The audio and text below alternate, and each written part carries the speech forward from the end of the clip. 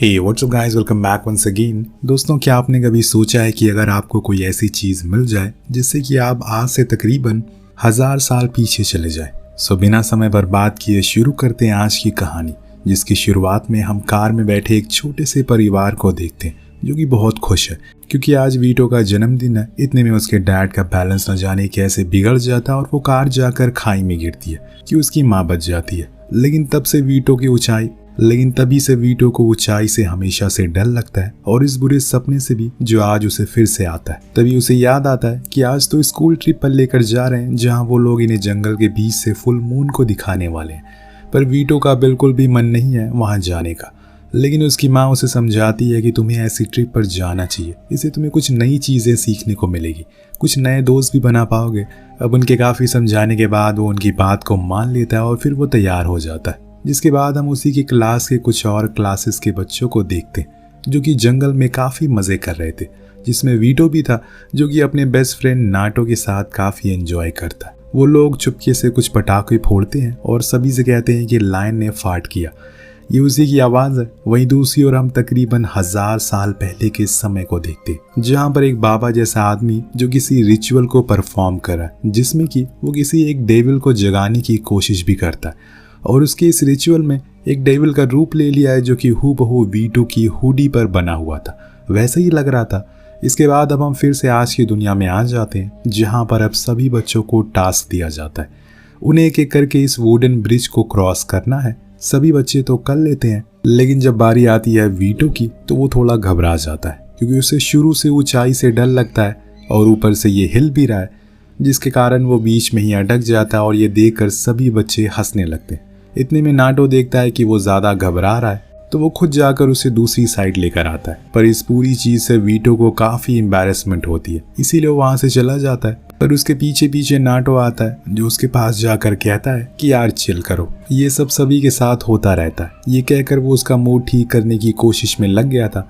इतने में हम देखते हैं कि फुल मून हो रहा है, जिस दौरान उसी जगह की ज़मीन फटने लगती है। एक तेज़ भूकंप आता है जिससे कि नाटो का पैर स्लिप हो जाता है। वो खाई में गिरने ही वाला था कि इतने में वो एक पत्थर को पकड़ लेता और वीटो को मदद के लिए पास आने को कहता है, पर वो तो अपने डर के कारण उसके पास जा ही नहीं पा रहा था। इतने में उसके पीछे कोई अनोखी सी चीज़ खुलती है जो किसी पोर्टल जैसी लग रही थी, जो उसे अपने अंदर खींच रही थी और देखते ही देखते वो वीटो को खींच लेती है और लाकर उसी जगह पर पटक देती है जहाँ पर वो कुछ ही देर पहले था। पर दोस्तों, ये समय अलग है, वो अब 1000 साल पीछे आ गया है। जी हाँ, उसने एक पोर्टल के जरिए टाइम ट्रैवल किया है, पर इसकी वजह क्या है, आखिर ये हुआ कैसे। इतने में वहाँ पर ओलिस्को नाम का बंदा आ गया है जिसके कुछ सैनिक वार कर रहे थे, जिनका लीडर अंडाल्को उसे पकड़ भी लेता है कि तभी ऊपर खड़ा वीटो नीचे गिरने लगता है और उसके स्पीकर से आवाज़ आ जाती है, जिससे उन सभी का ध्यान भटक जाता है और इसी का फ़ायदा उठाकर ओलिस्को वहाँ से फरार हो जाता है। पर जाते जाते वो वीटो को भी अपने घोड़े पर बैठा लेता है और उन लोगों से बचकर अपने गाँव ले आता है, जहाँ पर ओलिस्को को काफ़ी सुनाया जाता है क्योंकि वो गांव से बाहर गया था जिसकी इजाज़त सभी को नहीं मिलती। पर जब वीटो उस गांव को देखता है तो वहाँ पर सब कुछ पहले की तरह था, जैसे उसने अपनी हिस्ट्री की बुक में पढ़ा था। सभी ने बहुत पुराने कपड़े पहन रखे हैं, उन्हें लग रहा है कि वीटो उनके दुश्मन कबीले का जासूस है, इसीलिए वो उसे कमरे में बंद कर देते हैं। वहीं हम देखते हैं कि अंडाल्को उसी बाबा के पास जाकर बताता है कि वो ओलिस्को से हार गया, पर वो इस बात पर हंसता है और कहता है कोई बात नहीं, जिसको आना था वो आ गया है, उसके पीछे बना वो शैतान मैंने देखा है। यहाँ पर बात वीटो की उसी हुडी की हो रही है जिसके पीछे एक डेविल की ग्राफिटी बनी है, जो ज़रूर किसी न किसी राज को छुपाए हुई है। वहीं वीटो उस कमरे में बंद अपने फ़ोन को चेक कर रहा होता है, पर उसमें नेटवर्क नहीं था और इतने में गेट पर ओलेंका नाम की लड़की आती है जो कि उसे दूध देती है पीने को। तब वीटो उससे पूछता है कि ये जगह कौन सी है और समय क्या चल रहा है। अभी तब वो बताती है कि इस गांव को स्ट्रॉन्ग होल्ड कहा जाता है और ये समय है 1120। जो सुनकर वो शॉक होता है क्योंकि उसने टाइम ट्रैवल किया और इतने पीछे आ गया जहां पर आज उसने अपने पास से मोबाइल निकाला तो लोग उसे इंसान ही समझना छोड़ देंगे। इतने में ओलिस्का गेट पर आकर उसे बताता है कि ये लोग अभी एक स्पिरिट के पास लेकर तुम्हें जाएंगे जो कि बताएगी कि वो सच बोल रहा है या नहीं। कुछ देर बाद अब ये सब वीटो को एक लेक में फेंक देते हैं जो काफ़ी गहरा था। इन्होंने उसके हाथ पैर बांध दिए थे जिससे वो डूबने लगता है कि तभी वीटो की नज़र सामने से आ रही एक वाटर क्रिएचर पर पड़ती है जो उसे खाती तो नहीं बल्कि उसे बाहर फेंक देती है और यहाँ ये साबित हो जाता है कि वो प्योर है। और ये बात जब गांव वाले देखते हैं तो उसे अपने मुखिया लोगों से मिलवाते हैं। जब वीटो उनका नाम सुनता है तो हैरान हो जाता है, अरे ये तो वही लोग हैं जिनके पैदा और मरने की डेट को रट रट कर मैं हिस्ट्री के पेपर में पास करता था। वो उन सभी को बताता है कि 1000 साल बाद से आया है, लेकिन कोई भी उस पर यकीन नहीं करता। तब वीटो अपना स्पीकर निकालता है और उस पर सायरन बजाता है। फिर बोलता है कि ये मैं अपने साथ लेकर आया हूँ, इसको स्पीकर कहते हैं। अपना गला फाड़ने से बेहतर है कि इस पर बोलो, ज्यादा लोगों तक आपकी आवाज पहुंचेगी। अब कुछ को उस पर यकीन होता है, पर अभी भी कुछ बाकी थे। और रात में दादाजी बताते हैं कि अगर तुम्हें अपनी दुनिया में जाना है तो 2 तरीके हैं, या तो तुम फिर से फुल मून का इंतजार करो या फिर किसी जादूगर को ढूंढो जो कि उस पोर्टल को जबरदस्ती फिर से खोले और तुम्हें भेज सके। तभी ओलेस्का कहता है कि मैं एक बंदे को जानता हूँ, उसका नाम मैग्नस है, पर वो ऐसे किसी बंदे से कभी नहीं मिलता और उसके पास पहुंचने के लिए भी तुम्हें बहुत सी परीक्षाएं पास करनी होगी, जिसके लिए तुम्हें तैयार होना होगा, अकेले ही जाना होगा। वो मान जाता और फिर ओलेस्को उसको तीर कमान घुड़सवारी जैसी चीजें सिखाने लगता है, जिसके बदले में वीटो उसको अपना फोन इस्तेमाल करने के लिए दे देता है, जिसके कैमरे से वो इतनी ज्यादा प्रभावित होता है वो पागल हो जाता है।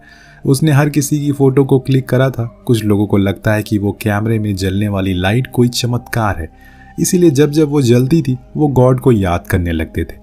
अब ओलेस्का ने तो एक माचिस की तीली को जलाकर अपनी बरसों पुरानी क्रश को भी इम्प्रेस कर दिया था, जिससे उसे कभी उम्मीद नहीं थी। खैर, कुछ दिन कड़ी मेहनत के बाद ओलेस्को वहां मैग्नस तक पहुंचने का मैप बनाकर उसे देता है, जिसको लेकर वीटो निकल जाता है। पर उस मैप की डिजाइनिंग उसे हल्की सी भी समझ नहीं आ रही थी, इसीलिए वो बार बार रास्ता भटक जाया करता है। इतने में उसके सामने ओलेंका आ जाती है, जो उसकी मदद करने के लिए राजी हो जाती है, ये जानती हुए कि अगर दादाजी को पता लगा तो उसे बहुत डांटेंगे। पर वो फिर भी उसको लेकर खड़ी चट्टानों से कुछ सक्रिय जगह पर जाती है। वहीं दूसरी ओर हम उस बाबा को देखते हैं जो कि एक कौवे को वीटो पर नजर रखने के लिए भेजता है। वहीं वीटो के गुफा के पास पहुंचकर रुक गया, जहां से वो अचानक किसी और ही जगह पर पहुंच गया। दरअसल दोस्तों, ये जादूगर मैग्नस का एक मेज था, मतलब कि एक भुलभुलैया, जहां पर उसके इशारों पर दुनिया चलती है। जो नक्शा ओलेस्का ने उसे बनाया था वो यहीं तक आने का रास्ता था। इतने में वहां पर चीजें उलटफेर होने लगती है और तब एक भारी आवाज में वीटो से कोई पूछता है, तुम्हें अपना सबसे बड़ा डर बताना होगा, अगर तुमने झूठ बोला तो तुम हमेशा के लिए यहीं रह जाओगे। तब वीटो कहता है कि मैंने किसी को आज तक नहीं बताया। जिस दिन मेरे डैड की कार ब्रिज से नीचे गिरी थी, उस दिन से मुझे ऊंचाई से डर लगने लगा और आज भी वो डर मेरे अंदर है, जिसके कारण मैं अपने दोस्त को भी मदद नहीं कर सका। उसकी सच्चाई को देखकर वो आवाज उसे वो पीरन स्टोन तक जाने का रास्ता बता देती है, जिसकी मदद से कोई एक सेंचुरी से दूसरी सेंचुरी तक ट्रैवल कर सकता है, पर हर कोई उस तक पहुंच नहीं पाता। उन्हें एक पहेली सुलझानी पड़ती है, जो ये थी कि एक ऐसी जगह पर जहां पर व्रिंगल्स चिड़िया अपना घोंसला बनाती है और आसपास शैतानी ताकतें मंडराती हैं और इस बीच 2 दिल मिल जाते हैं। इस जगह पर पहुंच जाओ, तुम्हें वो स्टोन मिल जाएगा। इतने में अचानक से वो उसी जगह पर लौट आता है जहां उसने ओलेंका से पूछा, क्या हम यहीं पर खड़े हैं तब से लेकर? तो वो कहती है कि हाँ, मैं तो तुम्हें छोड़कर कहीं गई ही नहीं। तब उसे समझ आता है कि वो वही जादूगर था जिसके बारे में वो ओलेंका को बताता है, और उस पहेली के बारे में भी, जो सुनकर उसे एक जगह याद आती है जो शायद उस पहेली में बताई गई जगह से मैच होती हो। वो उसको लेकर वहां के लिए निकल जाती है। दोनों कुछ देर बाद एक जगह रुकते हैं जहाँ ओलेंका वीटो को बताती है कि देखो, वो गांव है जो काफी अजीब तरीके से रहा करते हैं। उनके घर किसी घोंसले की तरह, और दादाजी बताते हैं कि यहाँ से कुछ ही दूरी पर एक बाबा रहता है जिसके पास बुरी शक्तियों का वास है और नदी भी है, तो तुम्हारी पहेली का हो सकता है यही सुझाव होगा। वीटो उस नदी में कूदता है और कुछ ही गहराई में जाने के बाद उसको वो स्टोन मिल जाता है, पर उसको उस बाबा के कौवे ने देख लिया था। वो जाकर उसको बता देता है, जिसके बाद वो तुरंत ही अपने लोगों को उस गांव की ओर जाने को कहता है जहां पर वो इन दोनों के ऊपर हमला करे और उस पत्थर को छीन कर लाए। लेकिन वीटो उन लोगों को आते हुए देख लेता और वहां से भागने लगता है। वो घुड़सवार पूरे गांव को जला देते हैं और जो चीज टावर पर ओलेस्का का आदमी देख लेता है, वो अपने सरदार को बता देता है कि वहां पर हमारे 2 लोग फंसे हुए हैं, इसीलिए यहाँ से कुछ लोग को भेजा जाता है उन्हें बचाने के लिए, जो कि उस जादूगर की फौज को बड़ी ही आसानी से हरा देते हैं और इन दोनों को बचा कर ले आते हैं। पर वापस गांव आने पर दादाजी इन दोनों को बहुत सुनाते हैं, क्योंकि अभी वो छोटे हैं और सिर्फ वीटो को जाने की इजाजत थी, ना कि ओलेंका को। खैर, जब उसका गुस्सा शांत होता है तो वो वीटो बताता है कि उसने वो पीरन स्टोन को ढूंढ लिया, जो सुनकर सभी हैरान होते हैं क्योंकि ये हर कोई नहीं कर सकता था। पर अब दादाजी उसको लेकर उसी चट्टान के पास जाते हैं जहां वो पहली बार आया था। यहाँ इस जमाने में उन्हें लगता है कि वही स्टोन को लगाने से शायद वो पोर्टल खुल जाएगा, पर वो बहुत कोशिश करते हैं लेकिन ऐसा कुछ नहीं हो पाता। तो दादाजी का कहना था कि तुम्हें बरसात तक रुकना चाहिए, क्योंकि पीरन स्टोन का देवता बरसात के देवता भी है, शायद तब कुछ बात बन जाए। वहाँ दूसरी ओर अलकांडो उस बाबा को बहुत सुनाता है, क्योंकि उसके कहने पर उसने सेना भेजी और तब उसके कारण उसकी सेना के कई लोग मारे भी गए। वहीं वीटो और ओलेंका के बीच काफी अच्छी बनने लगी है, वो दोनों साथ में काफी समय बिताया करते थे। एक दिन वीटो देखता है कि दादाजी कुछ बना रहे हैं, पूछने पर बताते हैं कि वो एक ऐसी चीज को इजाद करने की कोशिश कर रहे हैं जिससे कि इंसान उड़ सकता है। तो वीटो उन्हें एक पेपर प्लेन बनाकर दिखाता है, जिसको वो उड़ता हुआ देखकर हैरान थे कि ऐसा कैसे हो गया, पर वो उनकी मदद करता है और फिर दोनों ही इस प्रोजेक्ट पर काम करना शुरू करते हैं। वहीं एक दिन सरदार को पता लगता है कि एंडाल्को को पता चल चुका है कि उनके पास एक खास स्टोन है, इसीलिए उन्हें उस स्टोन को किसी खास जगह पर छुपाना होगा। तो दादाजी कहते हैं कि इसकी वॉच टावर पर छुपा दो, क्योंकि वही सबसे सेफ जगह है। लेकिन वीटो इतनी ऊंचाई पर जाने से डरता है, पर दादाजी कहते हैं कि तुम्हें खुद के डर से लड़ना होगा, वरना हमेशा तुम उसके सामने हारते रहोगे। उनकी बातों को मद्देनजर रखते हुए वीटो उनके साथ ऊपर चला जाता है, जहाँ पर वो लोग उस स्टोन को छुपा देते हैं। वहीं वीटो भी पहली बार इतनी ऊंचाई पर खुद को खड़ा देखकर खुशी महसूस कर रहा था, क्योंकि उसने खुद एक डर को हरा दिया था। अब उन्होंने वो स्टोन उस टावर पर छुपाया है, ये बात उस बाबा को भी पता लग जाती है, जिसके बाद वो एक दूसरे जादू को बनाना शुरू करता है। अब उसी दिन तेज बारिश होना शुरू हो जाती है। तब वीटो देखता है कि एक तहरीन नाम का कैदी भीग रहा है, तो वो जाकर उसके पिंजरे के ऊपर कपड़ा डाल देता है। इस चीज को देखकर ओलेंका उससे काफी खुश होती है और उसको एक किस करके वहां से चली जाती है। वहीं बाबा कहता है कि अब वो समय आ गया है, हमें तैयार होना होगा। वो बारिश तो रुकने का नाम ही नहीं ले रही थी, जिसके कारण कुछ पत्थर आकर नीचे गिरने लगते हैं, जिससे कि तहरीन खुद के पिंजरे को खोल लेता है और वहां से अंधेरे का सहारा लेकर भाग जाता है और आ जाता है अपने भाई ओलकांडो के पास, जो उसे देखकर कुछ ज्यादा खुश नहीं था।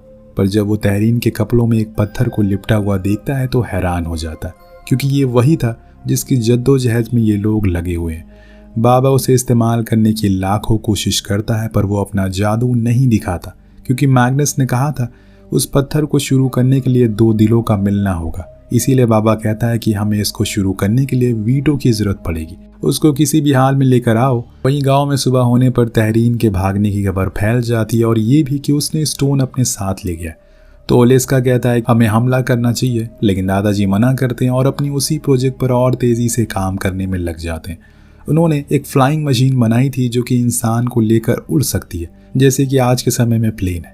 एक दिन जब दादाजी और ओलेंको किसी काम के लिए जंगल में जाते हैं तो वहां पर अलकांडो के लोग उन पर हमला कर देते हैं और ओलेंका को पकड़ लेते हैं। उसे बचाने के लिए दादाजी हाथ पैर चलाते हैं, पर एक सैनिक उनके पेट में तलवार घुसा देता है और भाग जाता है। जब गांव वालों को इस बारे में पता लगता है तो वो सभी डर जाते हैं, खासकर वीटो, क्योंकि उसे ओलेंका की फिक्र हो रही थी।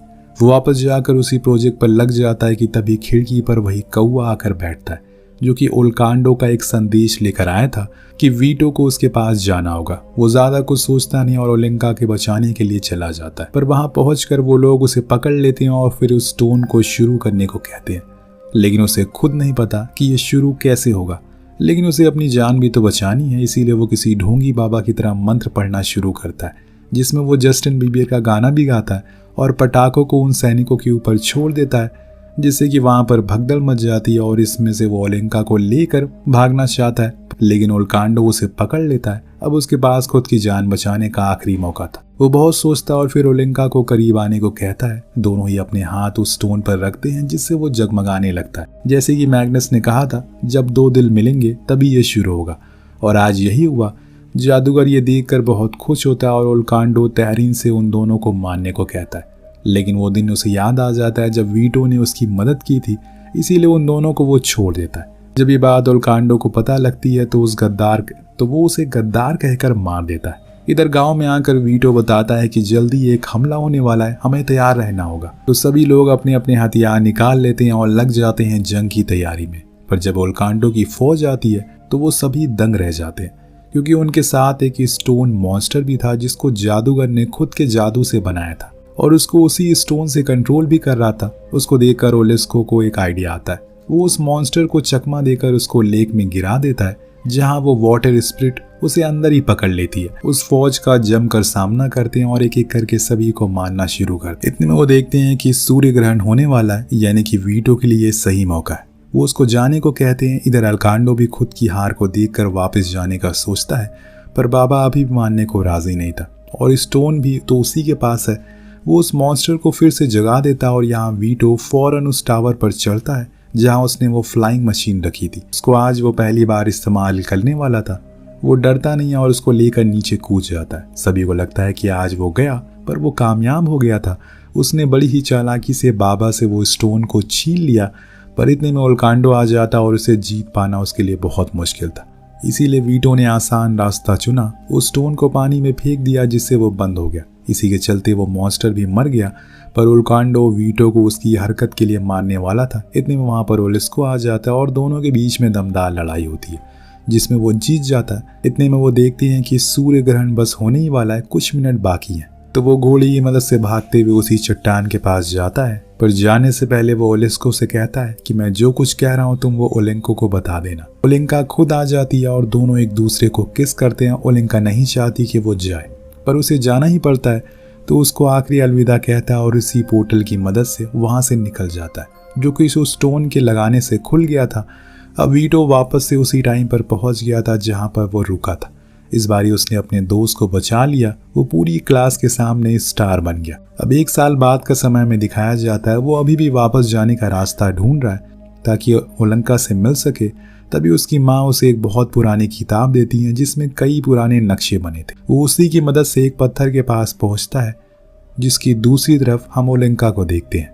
दोनों पास में ही खड़े हैं, लेकिन उनका समय अलग अलग है। और इसी के साथ ये कहानी यहीं ख़त्म हो जाती है। आपको कहानी कैसे लगी नीचे कमेंट करके ज़रूर बताएगा। मिलते हैं अगले वीडियो में। Thank you so much watching. Peace out.